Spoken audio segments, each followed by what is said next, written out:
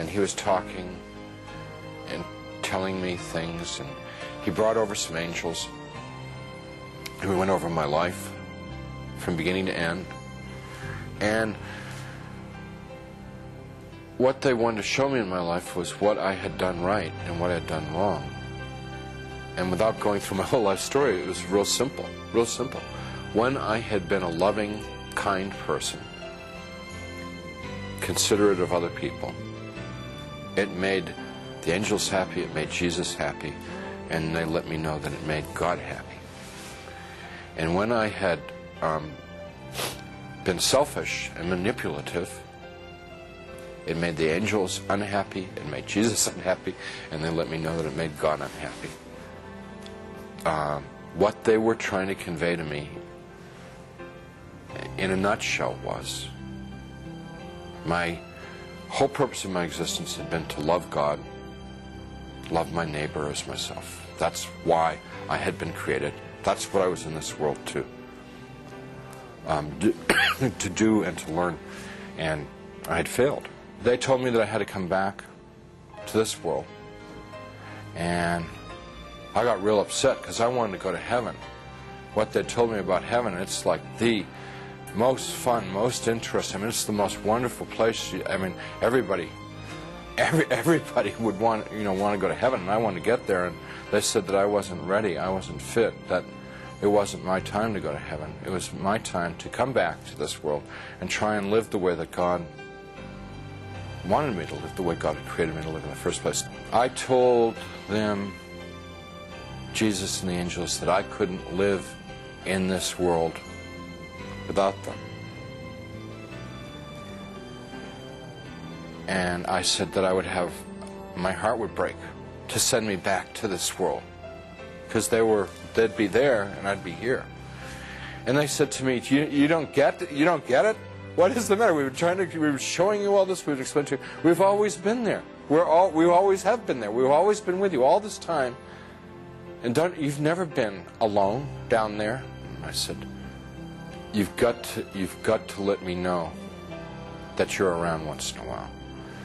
So they said, if I prayed and confessed my sins to God, and gave what I had, and what they meant by what I had was gave my worries, my cares, my hopes, my dreams, just gave it all up to God. That there would be times when they would be there, and I would know in my heart that they were there. Wouldn't necessarily see them or hear them, but I would feel the love like I'd felt it then. And I said, if you will assure me that there are times when I can know that love, I could live in this world. And they said that they would do that, and with that they sent me back. After the experience, the nurse who had been in the room a few minutes before and said they couldn't find a doctor, and they'd try and get one the next time, she came running back to the room and she said, a doctor's arrived at the hospital, which was like, this is all pretty miraculous stuff, because this is now like 9:30 at night, around 9:30 at night. She said, doctor's arrived at the hospital, and we're going to have do surgery on you right away. And some orderlies and people came in, and they threw my wife out of the room. And it's very disturbing, because I was trying to tell them, and I wanted to tell my wife what had happened to me. So when I passed my wife in the hall on the gurney on the way to the surgery, I said, everything's going to be great. And she just started bawling, because she thought like that was like a dying man, you know. Strange thing about the experience is the memory hasn't dulled at all. It's real intense. And I don't know, it just stays intense. And I believe that one of the reasons that God gave me this experience, so that I would have an opportunity to share it with someone. I don't know who, I never know who, but I would have the opportunity to share it with somebody so that it could be of help to them.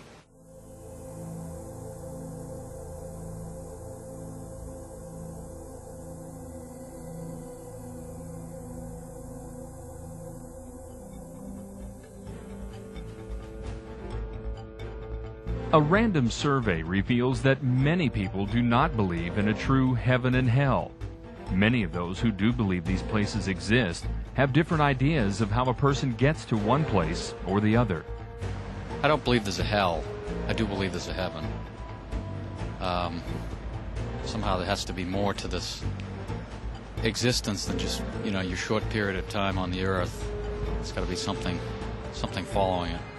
I believe that everyone will pay for what they do in life. I don't believe necessarily by what the Bible says about hell being a fiery inferno. I believe that hell is just your worst fears and everything that can be evil in your own perception you pay for eternity. And I also believe that heaven is where you could live for the rest of your life in peace as long as you love God and live for God and live by His word. I do believe there is a heaven, definitely a heaven. I'm not sure so much about the hell, how you explain hell. However, yes, heaven, yes. I don't think it's necessary that you attend church to go to heaven or that you believe in the Bible but just live a good life.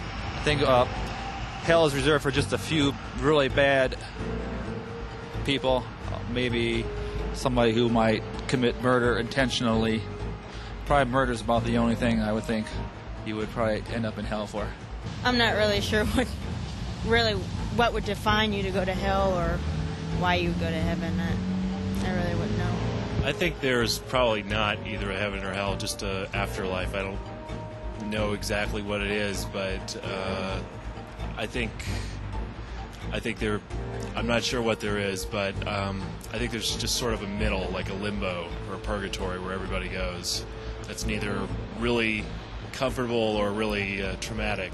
I believe that everybody, number one, in their own mind thinks of a heaven and hell, and heaven is what makes them the happiest, what they're looking forward to in the future, and what they strongly believe by their belief, whether it be God or some other deity or some other entity, that heaven does exist, and that's what they work for in life. My daughter is a proclaimed atheist, but somewhere in the back of her mind, she knows that there is, in her mind, what she wants out of the final lifetime. And to me, that is all it requires. A deity is not required. I believe in my kind of belief, which is more of a metaphysical belief. I believe how you feel on earth and how you view heaven, what it is, it's your own conception. So it becomes that way when you die. So if you believe that there's a God source in you and that you're basically a good person and you're a happy person, then that's what happens to you after you go. But I don't believe that you're penalized and that you go to some place full of fire if you didn't live your life the way organized religion thinks you should. Many people are trying to dilute the message of hell, the message of heaven, saying that neither of these worlds exist. Why not eat, drink, and be merry? If there is no accountability, then there is no sin. And if there's no sin, Christ died in vain. And if Christ died in vain, what do we need God for? This is the new philosophy of the New Age, that there is no hell. It is the hope of most people. There is no hell. On the other hand, people are going to visit our loved ones in the hospital with a new message of a new age that is the exact opposite. It's called the religion of NDEers, the religion of near-death experiencers. Look, I went to heaven, they tell the patient that's dying, and I saw the light, and I came back, all is well. There is no accountability. There is no hell. Heaven's gates are open wide for everyone who dies. Look at me. I'm an atheist. I'm here. You don't have to worry. Death is nothing to be feared. I'm going to stay with you. Your family's too afraid to stay with you while you're dying, but I'm not. Let me hold your hand. Let me tell you about this glorious thing that's coming to get you, this beautiful light at the end of the tunnel, where there is no worry, no loss, only gain. You're acceptable as you are. There is no heaven. There is no hell. It is eternity for all.